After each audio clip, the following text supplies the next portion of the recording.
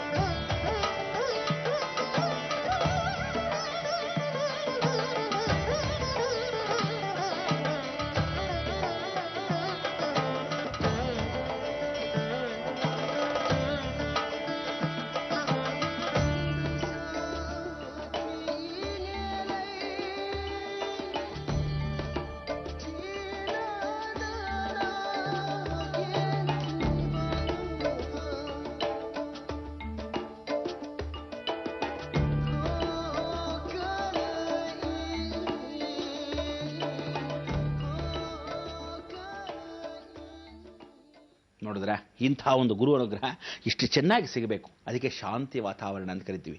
ಗುರುಗಳನ್ನು ನಮಸ್ಕರಿಸಬೇಕಾದ್ರೆ ಯಾರೂ ಇರಬಾರ್ದು, ಯಾವ ಕಾಲಕ್ಕೂ ಅಡ್ಡಿ ಆತಂಕಗಳಿರಬಾರ್ದು. ಯಾವುದಾದ್ರೂ ಕುಂದು ಕೊರತೆಗಳು ಬಂದರೆ ಅಲ್ಲಿ ನಿಮಗೆ ಲೋಪದೋಷಗಳು ಬರುತ್ತೆ ಅನ್ನೋ ಸೂಚನೆ ಮೊದಲೇ ಗೊತ್ತಾಗ್ಬಿಡುತ್ತೆ. ಅದಕ್ಕೆ ಪ್ರತಿಯೊಬ್ಬ ಮನುಷ್ಯನು ಜೀವನದಲ್ಲಿ ಏನಾದರೂ ಕಷ್ಟ ಬಂದಾಗ, ಸಂಕಟ ಬಂದಾಗ ವೆಂಕಟರಮಣ ಅಂತ ಓಡೋಕ್ಕಿಂತ ಮೊದಲಿಂದ ಹೀಗೆ ಆಹಾ ಓಹೋ ಅಂತ ನಮಸ್ಕಾರ ಮಾಡ್ತಾ ಇರಬೇಕು. ಈ ಆಹಾ ಓಹೋ ಅಂತಕ್ಕಂಥದ್ದು ಯಾವಾಗಲೂ ಹೇಳ್ತೀವಲ್ಲ, ಏನು ಅನ್ಕೊಂಡ್ಬಿಟ್ಟಿದ್ರಿ, ಆಟಕ್ಕೆ ಹೇಳೋದಲ್ಲ.